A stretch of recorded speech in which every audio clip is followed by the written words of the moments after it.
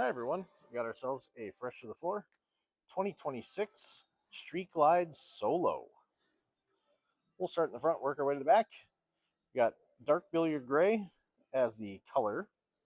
We got the new Omega headlight on there that goes right up into the turn signals. Basically, this is the same thing as a Street Glide, with the exception of a solo seat. So a little bit less money.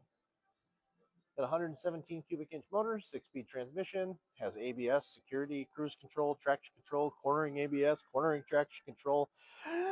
It's got it all. The big 12.3-inch screen running the Skyline operating system. You got a big tray for your phone and a USB Type-C. It does have the ride mode, so you have a rain mode, road mode, sport mode, and then you also have a customizable mode as well.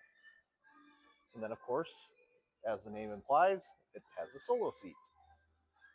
LED turn signals out back. And it has all the same suspension, same everything. The only difference is, like I said, just the solo seat. Come on down and check it out. Vandervest Harley-Davidson. We're at 1966 Velp Avenue in Green Bay, Wisconsin. If you have any questions about the bike or would like to schedule an appointment to come and see it, give us a call at 920-498-8822.